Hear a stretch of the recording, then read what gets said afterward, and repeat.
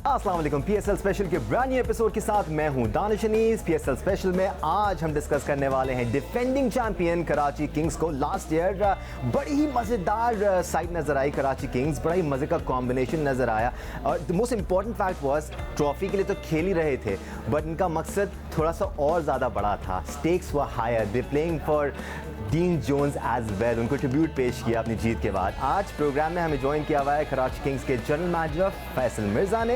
Interesting fact ये है कि फैसल मिर्ज़ा मुख्तलिफ कैपेसिटीज़ में पीएसएल में इन्वॉल्व रहे हैं, पीएसएल की कोर टीम का भी हिस्सा रहे हैं, मुल्तान सुल्तान के साथ भी एसोसिएट रहे हैं, लाहौर कलंदर्स के साथ भी उन्होंने काम किया और currently is working with Karachi Kings. तो इनके एक्सपीरियंस से भरपूर फ़ायदा उठाएंगे। Faisal, hope you doing good.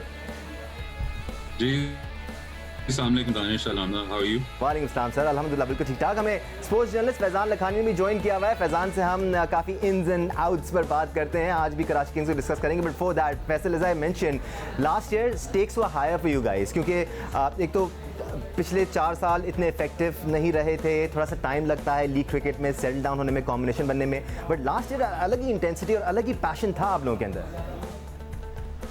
हाँ यार देखो, आई थिंक पिछले 4 साल भी बुरे नहीं थे। यू नो, प्लेऑफ्स हर दफा किए, qualified as a second position team also एक दफा। बट हाँ, आप सही कह रहे हो, पिछली दफा the team chemistry I think in a big way, Dino की प्रेजेंस ने, देखो हर टीम का अपना एक कल्चर होता है और डीनो खुद से भी ना सिर्फ बहुत अच्छी तरह से जेलन होने वाला आदमी, पर आई थिंक कराची किंग्स का जो टीम कल्चर है उसमें डीनो बहुत अच्छा फिट हुआ था, विच इज़ वाई वो जो आप जिस चीज़ की बात कर रहे हो कि एकदम से टीम मज़ेदार लग रही थी, वो यही था कि it really hit a note जो कि सबके लिए बैलेंस था, राइट? प्लेयर्स बड़े कंफर्टेबल थे, the coaching staff was comfortable and उसकी वजह से आपको फिर वो ऑन फील्ड ट्रांसलेशन नज़र आई थी, उसकी परफॉर्मेंस में भी, बॉडी लैंग्वेज में भी, एंड ड्राइव थी फिर। ठीक है, हम फैसल से भी मौजूदा स्क्वाड पे बात करेंगे बट फैज़ान, अगर हम रिटेन प्लेयर्स ही देख लेना कराची किंग्स से, थोड़ा सा डर लगना शुरू हो जाता है। आई एम श्योर दूसरी टीमों को तो लग रहा होगा। बाबर आजम, मोहम्मद आमिर, कॉलिंग, इमाद वसीम, आमिर यामीन, शर्जील खान, ये सारे players on their day match winners हैं और मैच विनर्स ही मैटर करते हैं T20 क्रिकेट में। देखिए दानिश, ऑफ कोर्स जो रिटेन इनके प्लेयर्स हैं बड़े सोच समझ के प्लेयर्स रिटेन किए और जो उनके मैच विनर्स हैं उन्हीं को किए, लेकिन मैं ज़्यादा इम्प्रेस हुआ हूँ जो कराची किंग्स के जो लोकल टैलेंट इन्होंने जो पिक किया। आप इसमें चाहे जिशान की बात करें, अब्बास आफरीदी की बात करें, कासिम अकरम की बात करें, दानिश अजीज़ को भी इन्होंने पिक किया है। तो लोकल टैलेंट का भी एक अच्छा, जो ऐसे प्लेयर जो हम डोमेस्टिक सीजन में, हम अंडर 19 में देखते आए कि अच्छा करते आए और कराची किंग्स ने उनको अपने स्क्वाड में शामिल किया है। तो एक अच्छा मौका इन यंगस्टर्स के पास भी होगा कि कराची किंग्स के प्लेटफॉर्म के थ्रू, एंड आई होप कि ये यंगस्टर्स को मौका मिले। जो इमर्जिंग प्लेयर्स का मैंडेटरी होता है तो उसमें आई एम श्योर कि ये मौका मिलेगा नौजवानों को, बट ये कि जो इनकी पिक है, लोकल प्लेयर्स की पिक है, वो बड़ी शानदार है, बड़ी कमाल की। लगता है कि भरपूर होमवर्क करके नौजवान प्लेयर्स को पिक किया इन्होंने इस बार। हम आगे चल के लोकल प्लेयर्स पे भी डिबेट करेंगे, फैसल से बातचीत करेंगे, बट फैसल, ड्राफ्टिंग में अमूमन ऐसा होता है कि कुछ गोल्स होते हैं आपके जो पूरे हो जाते हैं, कुछ गोल्स रह जाते हैं। ड्राफ्टिंग का सिनेरियो ही ऐसा है। इस बार आप खुश हैं अपनी टीम से? जो प्लेयर्स आपको मिले हैं वो वही हैं जो आपके प्लान का हिस्सा थे? एब्सोल्युटली यार, आई थिंक I'd say 100%। जो हमने अगर ऑप्शन 1 नहीं मिली तो ऑप्शन 2 हुआ है, और वो भी I would say may be 1 या 2 प्लेयर्स। अदरवाइज एवरीथिंग हमने जिस तरह से टीम कॉम्बिनेशन प्लान किया हुआ था, जो पिक्स प्लान की हुई थी, हर चीज़ अल्हम्दुलिल्लाह जिस तरह से प्लानिंग की हुई थी वैसे ही हुई। So very satisfied. अच्छा, मैं दानिश एक चीज़ मैं फैसल भाई से पूछना चाहूँगा, यहाँ पे बड़े लोगों को सरप्राइज भी हुआ था ये कॉलिन इनग्राम और एलेक्स हिल्स वाली ट्रेड पे, इसके पीछे क्या थॉट्स थे, अगर थोड़ा सा आप बता सकें? श्योर। सो आई थिंक इसको एड्रेस कर चुके हैं एक आध दफ़ा पहले, you know, across media. Faizan देखो, सबसे पहले तो मैं ये कहूँगा कि नो चैम्पियनशिप टीम, कोई भी जो जीती होती है ट्रॉफी, वो ये नहीं चाहती कि एक भी प्लेयर को चेंज हो, राइट? मगर आपको पता है ड्राफ्ट के, रिटेंशन के, पीएसएल के रूल्स बड़े स्पेसिफिक होते हैं। कैटेगरी में आप इतने रख सकते हैं, दूसरी में इतने रख सकते हैं, टोटल इतने रख सकते हैं। तो वो सारी चीज़ें मद्देनज़र रखते हुए आपने अपना कोर ग्रुप भी रिटेन करना था। आपने लोकल प्लेयर्स की बात की, वो ये पिछले 5 ट्रॉफीज में आप देखें जो मेन परफॉर्मर्स रहते हैं जितवाने में, जिनका सबसे बड़ा हाथ होता है वो लोकल प्लेयर्स होते हैं। तो उनका कोर रिटेन करना, उनमें एडिशंस कौन सी होंगी, इंटरनेशनल प्लेयर पूल देखना, उसमें आपकी पिक में कौन होगा, वो सारी चीजें जाती हैं। बट जहाँ तक इंग्रम और हेल्स का ताल्लुक था, देखें हेल्स इस वक्त और पिछले साल से ये चल रहा है, he is in the form of his life. I think ये जो पिछले ऑलमोस्ट 14 महीने वो खेला है, वो अपनी जिंदगी में इतना अच्छा नहीं खेला। एंड लोग तवक्को रख रहे थे कि शायद स्पेशली जो बिग बैश में उसने परफॉर्मेंस किया है, उसके बाद वो एक तरह के धड़ल्ले से इंग्लैंड टीम में वापस आ जाएगा। बट हम देख रहे थे ज्यादा इस बार और स्पेशलिस्ट पोजीशंस को। आपको पता है हेल्स भी ओपन करता है, हमारे पास पहले शर्जील और बाबर ओपनिंग स्लॉट में, जीशान को भी हमने लेना था, जो क्लार्क को लेना था, तो दैट अगेन वो एक डर्थ हो जाती ओपनर्स की जिन्हें डिफरेंट पोजीशंस पे खिलाना था। और हम इस पर फोकस कर रहे थे ज्यादा स्पेशलिस्ट पोजीशंस पे, जो अगर बाबर शर्जील का ओपनिंग प्लेयर जो हमारे लिए बहुत सक्सेसफुल रहा है अल्हम्दुलिल्लाह, एंड दुआ यही है कि आगे चलता रहे, उसको बिगाड़े बगैर हम एक बेहतर नंबर 3 का प्लेयर जो उस रोल के लिए है, वो हमने क्लार्क और इंग्रम को इसीलिए वहाँ कंबाइन किया है। लेफ्ट राइट भी हो जाता है, हमें पोजिशनल डेप्थ ज्यादा मिल जाती है। तो आई थिंक वो उसने एक बहुत बड़ा रोल प्ले किया था, खासतौर पे इस चीज के साथ कि एलेक्स खुद भी चाह रहा था कि ओपन ज्यादा कर सके, जो उसने बिग बैश में भी सक्सेसफुली किया। तो ये कुछ एलिमेंट्स थे जो स्ट्रेट में गए थे। There are some more local players. Faisal, हम जरा लोकल प्लेयर्स को प्रॉपर डिस्कस कर ही लेते हैं। आमिर यामीन आपके लिए बड़ा सक्सेसफुली परफॉर्म करते आ रहे हैं, both with the ball and the bat as well. फिर दानिश अजीज रीसेंट टाइम्स में बड़ी ज़बरदस्त परफॉर्मेंसेस दिखाते आए हैं। एक डिबेट, एक डिस्कशन जो चलता रहता है लीग क्रिकेट को लेकर, लोकल प्लेयर्स को उन पोजीशंस पर और उन स्पॉट्स पर मौका नहीं मिल रहा होता जहां वो डोमेस्टिक में खेल रहे होते हैं। You intend to do that this time round, क्योंकि सही मौका मिलेगा तो वो आपके लिए भी सही शाइन करेंगे। ये देखो दानिश, आई थिंक ये वैसे तो बड़ी लंबी इस पे आई थिंक बहस छिड़ सकती है कि जी डोमेस्टिक एक्चुअली जो मौका मिलता है, मेरा कंटेंशन यही है कि जो मौका मिलता है ना वो डोमेस्टिक में मिलता है, राइट। डोमेस्टिक में आप अपने आप को skill wise as a player आप परफॉर्म करते हैं, प्रूव करते हैं, तो then you can make a jump, तब आपको जगह मिलती है PSL की किसी टीम में, राइट। अब वो वहां से अपने आप को ठीक है एक जगह पे प्रूव करते हैं, एक पोजीशन में करते हैं, मगर इसका ये नहीं मतलब होता टू एटलीस्ट एक हद तक कि वो उसी पोजीशन में और वहीं पे या खेल सकते हैं या उसी के काबिल, राइट। ये हमारी तरफ से एज एनालिस्ट एक बड़ी रिस्ट्रिक्टेड थिंकिंग होती है कि जी ये नंबर 4 का प्लेयर है, ये नंबर 4 के अलावा कहीं नहीं खेलता। आप दुनिया की तारीख उठा लो, जो सबसे बड़े प्लेयर्स हैं जो बाद में ओपन जिन्होंने किया, वो नंबर 6-7 के प्लेयर्स होते थे इसी डोमेस्टिक स्ट्रक्चर में, हमारे या कहीं बाहर, राइट। तो वो अपनी पोजिशनल यूटिलिटी प्रूव करते हुए आते हैं और फिर अपनी जगह बनाते हैं। अब आप आमिर की जिस तरह बात करें, आमिर यामीन की, he is still now with the addition of Hassan Ali, probably the premier all-rounder in Pakistan domestic. That's true. जो हमारा जितना है वो हो गया, फहीम हो गया, ये गिने चुने 4-5 नाम, right? I count Ahmad Butt also among them. मगर the point is कि अब आमिर यामीन अगर let's say domestic में सदर्न पंजाब के लिए उसने एक आधी इनिंग नंबर 3 पे भी आके खेल लिया, नंबर 4 पे भी खेला, लेकिन उसकी regular position middle order, lower middle order की है। हमने अपनी टीम, और हर फ्रेंचाइज यही करेगी कि अपनी टीम लाइनअप, अपनी कॉम्पोजिशन में कहाँ कौन सा प्लेयर बेहतरीन सॉर्ट ऑफ फिट होता है, ये नहीं कि इसने कहाँ परफॉर्म किया। फ्रेंचाइज क्रिकेट आपने जब हम वार्म अप कर रहे थे टू द शो, आपने फुटबॉल की भी बात की थी, राइट। अब अक्सर बड़ी टीमों में, यूवेंटस ले लें, रियल मैड्रिड वगैरह में भी, कोई सेंटर फॉरवर्ड आता है उसको राइट विंग खिला देते हैं, तो क्राउड एकदम से उस पर भी शोर करता है, बट इवेंचुअली नजर ये आता है ओवर टाइम कि वो एडजस्टमेंट होके वो बेहतर जेलन हो गया, राइट। कि वो जो फॉरवर्ड था वो खेल फॉरवर्ड ही रहा, मगर स्विचिंग पोजीशंस एटसेट्रा। वैसे ही फ्रेंचाइज क्रिकेट में आपको पहले पूरी टीम कॉम्पोजिशन, उसका बैलेंस देखना होता है, और उसके तहत आप फिर local talent as well as foreign talent को शफल अराउंड करते हैं।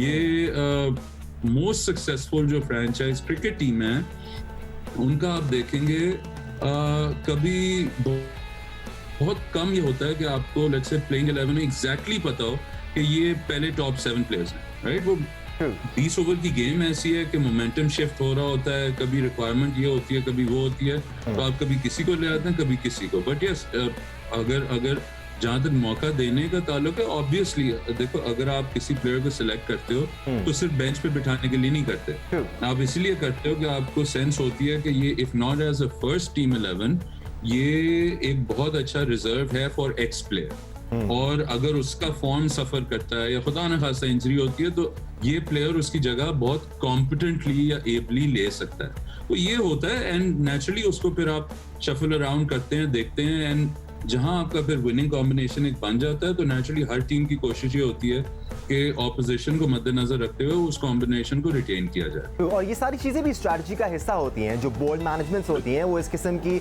स्ट्रेटेजिक मूव जरूर लेती हैं ताकि थोड़ा सा डिफरेंस क्रिएट किया जा सके, थोड़ा सा अलार्म किया जा सके दूसरी टीम को। But Faizan, let's talk about the management as well, क्योंकि इनिशियली हम डीन जोन्स की बात कर रहे थे, he was the right fit. अभी जो मैनेजमेंट है वो भी आपको राइट फिट लगती है? Wasim Akram was really effective last year as well, बड़ा ज़बरदस्त उन्होंने अपने ट्रूप्स को मार्च ऑन कराया और ऐसा लग रहा था कि इट्स द राइट फिट।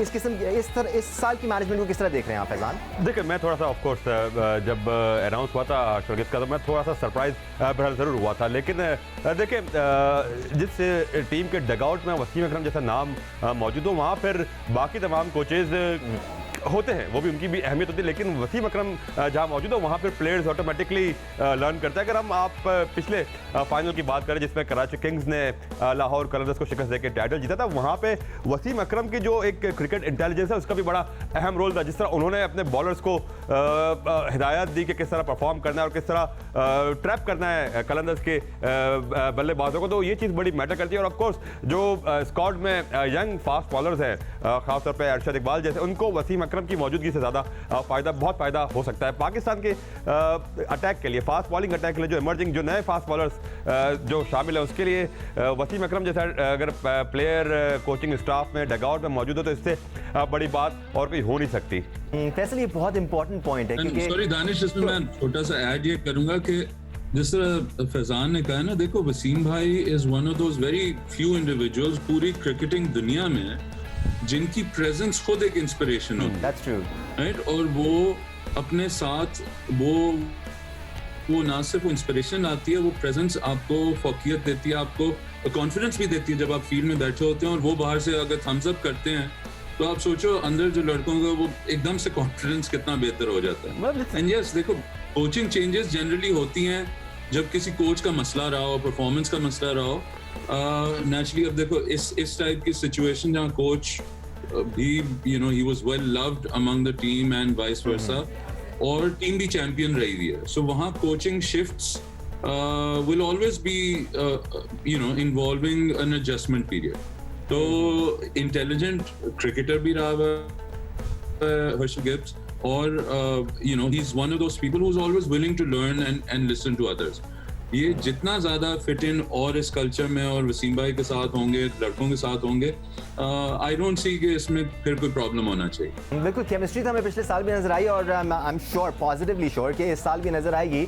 आपके लिए एज अ टीम तो कराची के लिए ब्लेसिंग है ही वसीम, बट जैसे फैजान कह रहे थे यंग फास्ट बॉलर्स के लिए जैसे अरशद इकबाल हैं, इनके लिए तो बहुत ही बड़ी ब्लेसिंग है बिकॉज डायरेक्टली वो एक्सपीरियंस चैनल कर रहे हैं इन यंग फास्ट बॉलर्स में और इनकी डेवलपमेंट भी हमें नजर आ रही है over the period of the previous 2-3 years। मैं इसमें एक चीज़ ऐड करूंगा इससे पहले कि फैसल भाई अपना जवाब दे। हमने देखा जिस तरह वकास और अरशद के गेम में इंप्रूवमेंट आई है, तो आई वुड से कि इसमें वसीम भाई का ऑफ कोर्स कहीं ना कहीं इनपुट शामिल है। जो एक सोचने का तरीका होता है ना वो बदल के रख देते हैं वो बॉलर के लिए। क्यों फैसल भाई? ये बिल्कुल ऐसे ही। और मैं दानिश आपकी बात पे थोड़ा सा ऐड ऑन ये करूं, आपने सिर्फ यंग बॉलर्स की बात की, हमारे जो तजुर्बाकार इंटरनेशनल बॉलर्स भी हैं, और सिर्फ हमारे नहीं होते, दूसरी टीमों के भी नेट्स के दौरान अक्सर आ जाते हैं वसीम भाई के पास। और Chris Jordan being a prime example, वो इस वक्त दुनिया के प्रीमियर T20 बॉलर्स में से एक है, लेकिन वो हर प्रैक्टिस पे, हर सेशन पे he would take time out, वो वसीम भाई के पास आता। Same is the case with Amir, Waqas, Amir Yamin, Arshad Iqbal को तो खास उन्होंने अंडर हिज विंग लेते हुए उसे बहुत कॉन्फिडेंस भी दिया, उसको एडिशनल स्किल सेट उन्होंने भी, तीनों ने भी इनफैक्ट एज अ बॉलर उसमें क्या क्या सॉर्ट ऑफ ट्रेड्स होनी चाहिए, क्या देखना है क्या नहीं, वो पिछले सीजन से प्लेऑफ्स तक की जो बीच में नेशनल T20 भी खेला, वनडे खेला और फर्स्ट क्लास खेला, आपको वो प्रोग्रेशन उस लड़के में नजर आई है, वकास में नजर आई है। सो ये ऑफ कोर्स ये बहुत बड़ा एलिमेंट होता है लोकल प्लेयर्स और इंटरनेशनल प्लेयर्स के लिए। वैसे आपको लगता है स्पिन डिपार्टमेंट में यू गाइस आर कवर्ड, क्योंकि थोड़ा सा दूसरी टीमों ने स्पिन डिपार्टमेंट में बड़ा फोकस किया है, 2-2 3-3 proper full time spinners add किए हुए हैं। आप दानिश आपने हमारी 18 देखे हैं? जी जी बिल्कुल बिल्कुल देखिए। We have 6 to 7 different spinning options. जो आप ये जरूर कह सकते हो कि जी हमने वो जैसा द राशिद खान टाइप्स, मगर राशिद खान एक ही है, इमरान ताहिर एक ही है, राइट? सो हमने डेफिनेटली देखें अपनी टीम को देखते हुए आप बाकी स्क्वाड बनाते हैं ना उसके। बिल्कुल ऐसा ही है। अब उमर खान की लोग बहुत पूछते हैं मुझसे, specially those who know how fond we are and I am of Umar, with our captain जो कि खुद भी लेफ्ट आर्म बहुत वाइली, बहुत स्मार्ट स्पिनर एंड ऑपरेटर हैं, उसके साथ उमर को भी रखना it wasn't fair to Umar, because उसको इतना प्लेइंग टाइम नहीं मिलता हमारी पिचों पे, स्पेशली पाकिस्तान में। दो लेफ्ट आर्म स्पिनर्स खिलाना is a very tough ask, you know. वैसे ही हम जब रिस्ट स्पिनर्स पे आते हैं, जो पाकिस्तान की अच्छी खेप, बाहर की अच्छी खेप अवेलेबल है, वो रिस्ट स्पिन आप उन्हीं में से जो बेस्ट पॉसिबल हो सकता है वो आप लेते हैं। अब by the time we got two spinners, हमें रिस्ट स्पिनर चाहिए, हमने लेफ्ट आर्म चाइनामैन ले लिया in the really bright kid जो नूर अहमद है अफगानिस्तान से, वैसे कासिम अकरम है, मोहम्मद नबी हैं, दानिश है, ऑल ऑफ दीस गाइस, ठीक है, not all of them are full time spinners but they bowl 4 overs every match, right? So ये नबी का तो खैर तजुर्बा ही इतना है T20 का अक्रॉस द वर्ल्ड के वो इन यंगस्टर्स को उसके होने से भी वो sort of और additional information और वो मैच फंसाने में मास्टर है नबी, गेम इंटेलिजेंस मिलेगी। जी जी, बड़े मैच फंसाते हुए देखे हैं हमने उनको, फंसाने में मास्टर है, खासतौर पे डेथ ओवर्स में बड़े माहिर है मैच फंसाने में वो। हम इस बारे में आगे चल के बात भी करेंगे, फैजान का टेक भी लेंगे as far as Karachi Kings spinners concern, क्योंकि लीग क्रिकेट में खास तौर पर नाम इतने मैटर नहीं करते जितने यूटिलिटी प्लेयर्स मैटर करते हैं। किस प्लेयर की क्या यूटिलिटी है, वो किस नंबर पर आके या किस जगह पर आकर अपनी टीम के लिए परफॉर्म कर रहा है। ब्रेक ले लेते हैं, ब्रेक से वापस आएंगे तो फैसल मिर्जा से डिस्कशन जारी रहेगा, हमारे साथ रही। बात हो रही है आज कराची किंग्स की।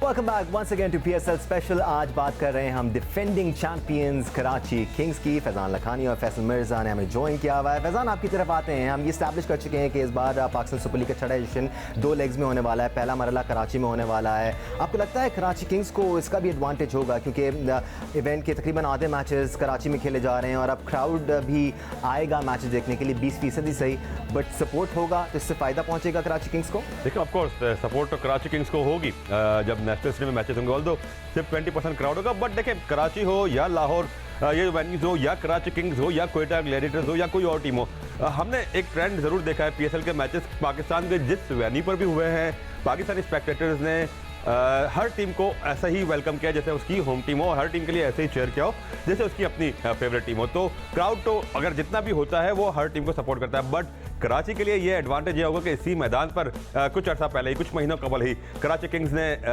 PSL का टाइटल उठाया था और इसी मैदान से अपनी कैंपेन का आगाज़ कर रही है कराची किंग्स की टीम। तो ये एडवांटेज तो ज़रूर यहाँ पर मौजूद होगा, लेकिन जिस तरह का हम लोकल प्लेयर्स की बात करें तो इसी कराची के विकेट्स पर ही डोमेस्टिक टूर्नामेंट्स खेलते आए हैं, तो उसका एक एडवांटेज यहाँ पर मौजूद होगा। लेकिन लाहौर में भी मोर और लेस इतनी डिफिकल्ट नहीं होगी किसी लोकल प्लेयर के लिए कंडीशन।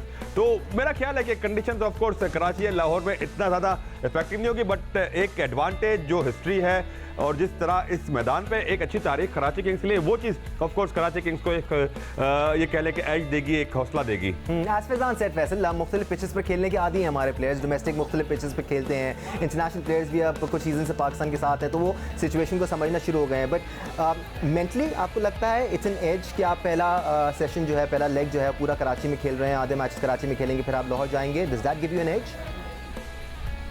Yeah, दानिश, लेकिन I think definitely edge उस तरह से है कि it is the home city, right? अपनी ground है, इस बार कुछ crowd भी होगा, तो we're really looking forward to seeing the fans out there, and her team का फैन, सिर्फ ये नहीं कि हमारे यहाँ सिर्फ, of course, although please Karachi fans आओ, but देखो सारे फैंस का होना, अपना शहर होना, वो I think it's a definite advantage, but at the end of the day जो 11 versus 11 का मैच है, जिस पिच पे है, जो कंडीशंस हैं, वो गाइड करता है, उससे आपको एडिशनल स्ट्रेंथ एंड वीकनेस जरूर होती है, बट आई थिंक ओवरऑल देखो ये सारी टीमें इन्हीं ग्राउंड्स पे खेली, अभी तक नाउ स्पेशली ये कोरोना की वजह से ये होम एंड अवे PSL अभी तक पूरी तरह एस्टैब्लिश नहीं हुआ। सो अभी तक जो फैंस भी आप ग्राउंड्स में देखते हो वो इन अ वे क्रिकेट अप्रिशिएट कर रहे होते हैं, वो देखते हैं कौन सी टीम बेहतर जा रही है, कौन सा प्लेयर उनका कहाँ खेल रहा है, वो जरूर होता है। But I think there be an advantage and we look forward to it honestly. But Faisal, do you think are we on the right track? 5 साल ही हुए हैं अभी पाकिस्तान सुपर लीग को। हम पिछले साल ही पाकिस्तान आए और वो कोरोना वाला इशू हो गया जिसकी वजह से हमें फिर साल के अख्ताम पर एंड करना पड़ा इस टूर्नामेंट को। बट जो आप आवाम की भी बात कर रहे हैं, अब फेवरेट्स बनना शुरू हो गए हैं उनके। बहुत सारे लोग अब अपनी फ्रेंचाइजेस को सपोर्ट करना शुरू हो गए हैं। जैसे कि आप कह रहे थे, जनरली क्रिकेट को सपोर्ट करने के लिए आते हैं। अब देख रहे हैं हम सपोर्ट फ्रेंचाइजेस के लिए बढ़ना शुरू हो रहा है। डाई हार्ड फैंस अब आना शुरू हो रहे हैं। जी वैसे बिल्कुल है जी, ऐसा बिल्कुल नहीं है कि सिर्फ प्लेयर्स के लिए आ रहे हैं। बहुत ज़्यादा पैशनेट फैंस हैं जो मैंने रिस्पॉन्सेज सोशल मीडिया वगैरह पे भी देखे हैं। लोग बाकायदा वो अपने पूरे जज्बात के साथ अपनी टीम्स को उसको फॉलो कर रहे हैं। लड़ाइयाँ हो रही हैं सर। हाँ तो इनकरेजिंग मैं आपको बताऊं, यार लड़ाइयाँ जब हम PSL लॉन्च कर रहे थे, फैसल भाई को भी पता है, मैंने उनको बताया था लड़ाइयाँ मेरे घर पे मेरी बेटे के साथ होती है। मेरा बेटा कराची किंग्स का बड़ा ज़बरदस्त सपोर्टर है, बाबर आजम का बड़ा सपोर्टर है, और मैं ऑफ कोर्स लाहौर कलंदर्स का सपोर्टर हूँ। बिग जर्नलिस्ट मुझे होना नहीं चाहिए, लेकिन एक जिस तरह उनके प्लेयर डेवलपमेंट प्रोग्राम को देखा है तो एक सपोर्ट होती है। तो बड़ा जब कराची लाहौर का मैच होता है तो मेरे बेटे के साथ बड़े जुमलों का तबादला होता है, और जब रिजल्ट कराची के फेवर में जाता है तो बड़ा छेड़ता है मेरा बेटा मुझे। तो ये भी ब्यूटी है PSL की, ऑनरशिप टीम्स की हो रही है और लोग दिलचस्पी ले रहे हैं और इंटरेस्ट ले रहे हैं क्रिकेट में भी। तो ये इससे बड़ा फैन बेस भी बढ़ रही है और क्रिकेट के मुस्तकबिल के लिए भी फायदा है। बिल्कुल ऐसे देखे। एंड मैं ये कह रहा था, जब हमने ओरिजिनली जब PSL लॉन्च करने का सोच रहे थे, लाइक किसी भी और फ्रेंचाइज लीग की तरह हमारा ये एक तरह से ख्वाब था कि ये फैन बेसिस बननी शुरू हो जाए। ये नहीं कि कराची में सिर्फ कराची के फैंस हो, पूरे मुल्क में पूरी दुनिया में हो, और वैसे हर टीम के अपने अपने फैंस हर जगह बैठे हों, और वो फिर आपस में अपने दोस्तों यारों में घर वालों में वो बहस मुबाहिसे हो गए, नहीं मेरी टीम बेहतर, और एक एजुकेटेड टाइप की डिस्कशन हो सके कि जी हमारे पास स्पिन कॉम्बिनेशन अच्छा है, हमारा कोच अच्छा है, हमारे पेसर्स अच्छे हैं, हमारे पास बाबर आजम है, हमारे पास शादाब खान है। ये वाली बातें हैं जो आपको और हौसला देते हैं, बिकॉज इससे आपको पता चलता है कि आपकी फैन बेसिस बढ़ रही हैं, आपकी इन्वॉल्वमेंट इस टाइप की क्रिकेट में बढ़ रही है। क्योंकि आपको फैजान याद होगा, हमने पहले 1-2 सालों में हमारी अक्सर बात होती थी कि PSL जो फैन पाकिस्तानी देख रहा, बेशक किसी टीम के साथ मुंसलिक हो या नहीं, उसको हमेशा हर मैच में पाकिस्तान की जीत नजर आती है, राइट? और अभी भी कहीं बैक ऑफ द माइंड ये जरूर है कि यार ये हमारी लीग है, इसको जो फॉलो कर रहा है, जो देख रहा है, वो कह रहे हैं ये पाकिस्तान की लीग है, जो भी टीम जीते, इन द एंड कोई भी उदास नहीं होता उस तरह से कि उन्हें लगता है कि हमारी लीग में ये अच्छा मैच हुआ है। वो कहीं ना कहीं दिल में होता है कि ओहो मेरी टीम हार गई या उसकी टीम जीत गई, but in the end you like this. और यही वो sort of culture of love और एक एम्ब्रेसिंग कल्चर है जो कि इन टीम्स की लॉयल्टीज को भी आहिस्ता आहिस्ता बढ़ाएगा, और वैसी that will be a new dynamic जो आपको नजर आएगा, जो जैसा दानिश ने भी आपने कहा है कि ये होने शुरू हो गया। पिछले 1-2 साल में अब आपको कैंप्स नजर आते हैं हर जगह, और ज्यादा होगा, उससे ज्यादा competition as well as attraction होगी। अच्छा, इसको फाइनेंशियली भी और बेहतर बनाया जा सकता है, इसलिए है कि जब फैंस की और फ्रेंचाइजेस की एक कनेक्टिविटी होती है तो उसमें मर्चेंडाइज का और फिर ये सारी चीज़ें बड़ी अहम किरदार अदा करती है। तो इसमें ये चीज़ें भी आहिस्ता आहिस्ता बढ़ेगी फैसल भाई, क्योंकि आप इस शोबे से भी आप ताल्लुक रखते हैं, आप स्पोर्ट्स बिजनेस को भी आप समझते हैं। तो ये चीज़ बड़ी अहम है कि प्रॉपर मर्चेंडाइज हो, टीमों की फैंस वो हासिल करें, तो इससे जो टीम मैनेजमेंट है, जो इन्वेस्टमेंट है, वो भी उसको भी एक वहाँ से फ़ायदा हो। फैजान पता है, देखो ये तो यार एक तो आपने सही कहा, ये this is what I am really passionate about. देखो अभी हम पिछले साल से पहले तक हम तो इससे लिमिटेड थे ना कि एक तरह से हमारी लीग हमारी है, लेकिन हो कहीं और रही, राइट? सो वो उसका एक वो डायरेक्ट कनेक्ट थोड़ा सा रिमोट था। अब यहाँ पे हैं, राइट? हम घर आ गए हैं, आहिस्ता ऐसा होम एंड अवे, कोरोना से भी इंशाल्लाह जान छुटे, जब भी तो आपको अपने अपने शहरों में मैचेस मिलेंगे। उसके साथ लाइसेंसिंग एक्टिविटीज खुल जाती हैं। अब आपने तो मर्चेंडाइजिंग की बात की, बहुत ज्यादा पार्टनरशिप्स हैं, बहुत अपॉर्चुनिटीज होती हैं हर टीम के पास, जो कि फिर उस पर कैपिटलाइज कर सकती है और उस हालत में होती है कि वो कर पाए। इसके अंदर ही जॉब्स क्रिएशन होती है, इसके अंदर ही रेवेन्यू होती है। ये जो आपकी राइट्स, जो पहले लोगों को पता है जी, ब्रॉडकास्ट जाती है तो स्पॉन्सरशिप होती है, गेट मनी है, ये these are the only ones. इनके साथ एक तो इनको ऑगमेंट किया जाएगा, इनमें जैसे जैसे आपकी टीवी पे और आपकी और परचेसिंग पावर इस ब्रांड की बढ़ेगी, वैसे ही इसमें इंटरेस्ट और होगा टू क्रिएट मोर बिजनेसेस। तो आपको शायद एक छोटी लीग किसी एक, जिस तरह पीडीपी प्रोग्राम है एलक्यू का, जिस तरह बाकी सब ने भी अपने टैलेंट हंट्स किए हैं, लोग अपनी अपनी पार्टनरशिप्स कर रहे हैं, कोई सीएसआर कर रहा है, कोई टेक फाइनेंसिंग कर रहा है, हर किसी ने अपना अपना अभी एक नीश पकड़ा हुआ है। वो नीश आराम से वो बढ़ते जाएंगे और इसमें और एक स्पोर्ट्स इकोनॉमी में और इन्फ्लक्स होगा पैसे का, इंटरेस्ट का और मोस्ट इम्पोर्टेंटली टैलेंट का। जो अभी आप लोग भी जब आप टीम की बात करते हो या ये दूसरी sort of connected to cricket, आप जब क्रिकेट की बात करते हो उसमें अक्सर you talk on the fringes कि जी यहाँ ये इस बंदे की क्या तुक बनती थी। वही चीजें आपको आहिस्ता आहिस्ता स्पोर्ट्स बिजनेस में भी, इन फ्रेंचाइजेस में, बोर्ड में, हर जगह से आपको टैलेंट अपलिफ्ट भी नजर आना शुरू होगा, where the right people will start coming in and that will create better opportunities as well। लेकिन फैसल भाई, इसी चीज़ को मैं आगे बढ़ाना चाहूँगा। जब हम बात करते हैं स्पोर्ट्स इकोनॉमी की या स्पोर्ट्स में फ्रेंचाइज बिजनेसेस की और जो रेवेन्यू अर्निंग अपॉर्चुनिटीज होती है, जिस तरह मर्चेंडाइज का मैंने जिक्र किया, बट इसमें आप नहीं समझते कि सबको मिलके इंटेलेक्चुअल प्रॉपर्टी राइट्स को प्रोटेक्ट करना, कॉपीराइट्स को प्रोटेक्ट करना, पायरेसी को के खिलाफ एक्शन लेना भी एक बड़ा अहम, क्योंकि अब हम उस तरफ बढ़ रहे हैं, पीएसएल जिस तरह ग्रो होता जा रहा है, हम उस तरफ बढ़ रहे हैं कि ये स्टेप लेना भी ज़रूरी होता जाए। फैजान देखो, it's a very valid point, मगर आप पीएसएल को पाकिस्तान की इकोसिस्टम से बाहर तो नहीं देखते ना। पाकिस्तान के अंदर ही piracy is a very massive issue. IP theft, intellectual property theft is a very valid and बहुत परवेसिव, बहुत आम इशू है, right?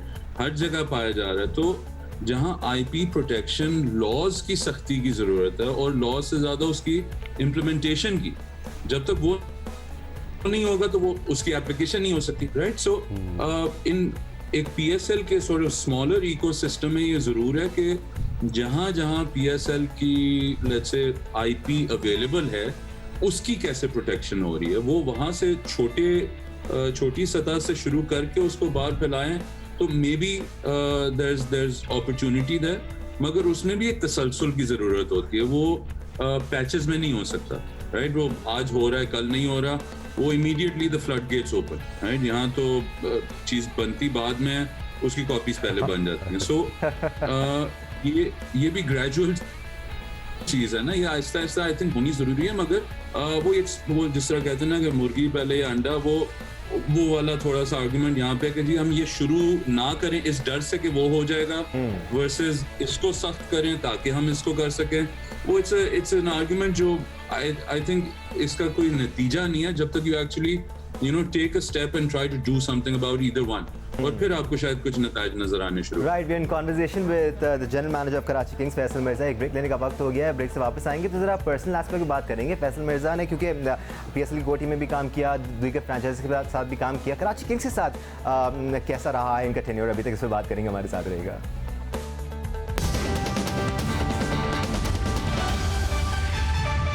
Welcome back once again to PSL special. Karachi Kings पर बात हो रही है, फैसल मिर्जा हमारे साथ मौजूद हैं। फैसल, आपकी मौजूदगी का फ़ायदा उठाकर आप बताएं प्लीज़ हमें कि अब तक सबसे ज़्यादा मज़ा आपको किस फ्रेंचाइज के साथ आया, या फिर पीएसएल की कोर टीम में आपको सबसे ज़्यादा मज़ा आया था? What made you the happiest? यार मैं ऑनेस्टली दानिश आपको बताऊं, हैप्पीएस्ट देखो, ये मे बी सेल्फिशली सो, मगर जब आप एक चीज़ पहली दफ़ा और पाकिस्तान के लिए, राइट, अपने, ये आई थिंक बहुत कम लोग हैं जो कह सकते हैं हाँ जी मैंने अपने मुल्क के लिए एक चीज़ बना के खड़ी कर दी जो कि अब अल्हम्दुलिल्लाह चल रही है, राइट? तो जब आप पाकिस्तान के लिए इतनी बड़ी चीज़, जिसको मैं आई थिंक अगर कहता हूँ कि ये सबसे बड़ा हमारा मोस्ट इक्विटी वाला ब्रांड है पाकिस्तान में, तो वो पीएसएल है। ये इसमें कोई मुज़ायका नहीं है फ्रॉम अ टेक्निकल और एनालिटिकल सेंस। अगर वो देखे ना कि आपने PSL खड़ी की, तो nothing compares to that, right? वो जो उससे खुशी मिली, जो सेटिस्फैक्शन, जो ग्रेटिफिकेशन मिली being a part of the launching team and then running PSL for a couple years, that satisfaction is unlike anything else. मगर मैं आपको बताऊं, coming to the franchise side, you know, LQ के साथ जब मैं रहा, हालांकि इट वाज वो टर्बन कलंदर्स था while I was there, जिसके लिए मैं वहाँ यू नो सॉर्ट ऑफ बुलाया गया था. वो अनफॉर्चुनेटली हुई नहीं. मगर जो PDP प्रोग्राम LQ के साथ, वो एक साल था जहाँ हम कश्मीर भी गए, इधर उधर हर जगह गए. वो that was also very gratifying seeing के you know, किस तरह का यूथ आता है, कहाँ से और किन उम्मीदों के साथ, आसों के साथ आता है कि जी वो बस एक मौका मिल जाए, राइट? सो वो बड़ा मजे का रहा. मुल्तान में मुझे चांस मिला to sort of recreate the brand in a way, उसको लॉन्च करना, वो अलग था. कराची के साथ the journey has been so अल्हम्दुलिल्लाह fruitful and gratifying. It's a great management group. You know, हमने वसीम भाई की बात की. Very few people are blessed to have worked with a person who in his own right is an institution. You know, उनके साथ, Dino के साथ, एक चैंपियनशिप टीम के साथ जिसमें इमाद जैसे, एलेक्स, बाबर, ये सारे इतने spectacular players and human beings हैं. आमिर है, इनके साथ वो एक जर्नी करना, which alhamdulillah landed us the championship. वो that's been so special also. और उसको अब उस उम्मीद के साथ कैरी फॉरवर्ड करना विद अ न्यू बंच के उस टाइटल का दिफा करना, it's you know one can't stop thanking God अल्हम्दुलिल्लाह कि कितना उसने यू नो छोटे से वक्त में ब्लेस किया हमें. Right Faisal, wish you the best of luck personally भी और PSL 6 के लिए as part of Karachi Kings भी. बहुत शुक्रिया, आपने हमें टाइम दिया. आगे भी आपको तंग करते रहेंगे, आपसे इनसाइड रिपोर्ट्स लेते रहेंगे. Thank you so much sir ji. Right, Faizan हमारे साथ मौजूद है. Faizan, we make it a point कि हम मुख्तलिफ फ्रेंचाइजेस की जब बात कर रहे होते हैं, उनकी मैनेजमेंट और उनकी ओनरशिप की भी बात करें. When it comes to Karachi Kings के ओनर्स, वो भी बड़े इन्वॉल्व रहते हैं, बड़े पैशनेट नज़र आते हैं, एक एनर्जी नज़र आती है उनके कैंप में. So it's a good addition in PSL. देखिए, जो एक चीज़ है तो कराची किंग्स का डगआउट पे जब आप देखते हैं, सॉरी नॉट डगआउट बट जो उनका ओनर का डगआउट है, ओनर के का बॉक्स कह लें, वहाँ पर नज़र आते हैं सेलिब्रिटीज़ वगैरह. तो ये बड़ा एक इंटरेस्टिंग एलिमेंट यहाँ के कराची किंग्स के कैंप से नज़र आता है कि वो शोबिज़ स्टार्स को और क्रिकेट को कनेक्ट करते हैं. क्योंकि पाकिस्तान में अगर देखा जाए तो ये दो चीज़ें बहुत ज़्यादा फॉलो आउट की जाती है. क्रिकेट के सेलिब्रिटीज़ होते हैं या शोबिज़ के सेलिब्रिटीज़ होते हैं, वो दोनों को एक ही प्लेटफॉर्म पर लेकर आते हैं. दीगर फ्रेंचाइजेस ने शुरू में ये काम किया है, बट कराची किंग्स आज भी छठे एडिशन तक भी यही काम करते आ रही है कि वो शोबिज़ स्टार्स को बतौर अपने ब्रांड एम्बेसडर्स आगे लेकर आती हैं या उनको साथ अपनी टीम की चेयर करने के लिए लेकर आती है. तो उससे एक रौनक बनी रहती है, एक फैन बेस बना रहता है, कनेक्टिविटी बनी रहती है. ओवरऑल फ़ायदा इसका PSL को ही, ये एक PSL के ब्रांड के डेवलप होने में इसका बड़ा एक इसका भी ऑफकोर्स इस एलिमेंट का भी बड़ा अहम किरदार होता है. राइट फैज़ान, पहला ही मैच कराची किंग्स और क्वेटा ग्लैडिएटर्स के दरमियान है. क्वेटा ग्लैडिएटर आपको पता है लास्ट ईयर लास्ट बॉटम थी टेबल पर और कराची किंग्स जीती थी. It's going to be a good match क्योंकि Quetta would want to make a comeback and Karachi would want to start in a solid way. देखिए, क्वेटा के लिए बड़ा चैलेंजिंग है. एक तो ना सिर्फ बतौर टीम उन्हें कमबैक करना है, सरफराज अहमद के पास भी एक बड़ा चैलेंज है कि उन्हें अपने आप को साबित करना है कि वो अब भी उतने ही फिट है और इतने ही अच्छे लीडर है जितना वो. मजीद गर्म होती जा रही है वैसे, क्योंकि रिजवान को अब उन्होंने कप्तान बना दिया मुल्तान सुल्तान ने, और यहाँ पर सरफराज हैं. देखिए, वो सरफराज को साबित तो करना ही होगा. और ऑफ कोर्स ये जगह, ये तो पाकिस्तान क्रिकेट है. दानिश, हम हिस्ट्री उठा के देख लें तो पाकिस्तान क्रिकेट में कोई चीज़ भी आप सर्टनली नहीं कह सकते. सरफराज भी एक मौके पर लग रहा था कि पाकिस्तान के नंबर 1 कैप्टन है, चैंपियंस ट्रॉफी विनिंग कैप्टन है, लेकिन suddenly he is replaced after 1 bad series. तो कुछ भी पाकिस्तान क्रिकेट में कुछ भी हो सकता है, लेकिन चैलेंज सरफराज के पास यहाँ पर ये है कि वो अपने आप को साबित करे कि वो अब भी वाइट बॉल के बहुत अच्छे प्लेयर हैं और अब भी among the best choices in Pakistan है. अपने आप को साबित करना होगा सरफराज को अपनी कारकर्दगी से. जो चीज़ सरफराज को दोबारा टीम में ला सकती है वो उनकी अपनी कारकर्दगी ही है. मुल्तान सुल्तान ने कप्तान बनाया रिजवान को. अच्छा फैसला बहरहाल ये है कि अगर आप देखें, हिस्ट्री उठा के देखें, बट ये कि सुल्तान के साथ बतौर कप्तान शान मसूद ने भी बुरा नहीं किया था. शान मसूद ने भी पिछले साल अगर आप कारकर्दगी देखें उठा के मुल्तान सुल्तान की, तो एज कैप्टन बुरी कारकर्दगी नहीं थी. तो सर मुल्तान सुल्तान वाले पिछले साल दानिश देखें, सरप्राइजेस से भरी पड़ी है PSL. कभी कोई डिसीजन ऐसा लगता है कि अगर आप कराची किंग्स जिस तरह हम अभी डिस्कस करें, कराची किंग्स के भी बहुत सारे ऐसे डिसीजन हैं जो हमें हमेशा सरप्राइज करते रहते हैं. जिस तरह रिजवानी की अगर हम बात करें तो कराची किंग्स ने कभी रिजवान को अपना top player, top first choice समझा ही नहीं। तो ये सरप्राइजेस चलते रहते। कराची किंग्स की बात करें तो बाबर आजम के होते हुए इमाद वसीम कप्तान है, तो ये पाकिस्तान सुपर लीग में सरप्राइजेस होते रहते हैं। कभी कभार ऐसे फैसले होते हैं फ्रेंचाइज क्रिकेट में कि आप सोचते हैं कि यार ये क्यों हुआ है, बट अगेन यही ब्यूटी है फ्रेंचाइज क्रिकेट की। यही ब्यूटी है। बिल्कुल फैजान, प्रिडिक्शंस तो नहीं की जा सकती कि कौन सी टीम कैसा परफॉर्म करेगी। लीग शुरू होगी, हम स्ट्रेंथ्स को और फॉर्म्स को देखकर फैसला करेंगे, बट ऑन पेपर देखा जाए तो एक बार फिर बड़ी चैलेंजिंग साइड है कराची किंग्स की और सारी टीमों को चैलेंज देगी।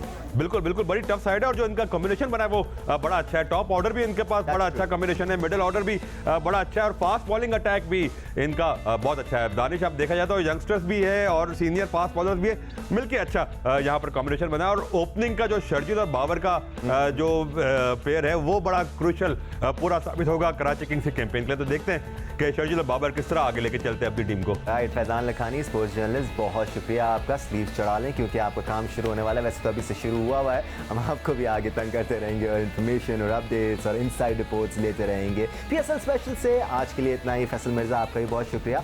होपफुली आपने भी आज का शो एंजॉय किया होगा और कुछ इनसाइड रिपोर्ट्स अगर आपको नहीं पता थी टीम से मुतालिक या प्लेयर से मुतालिक, वो भी पता चल गई होंगी। PSL एंजॉय करना है। अल्लाह हाफिज़। जियो सुपर देखते रहे।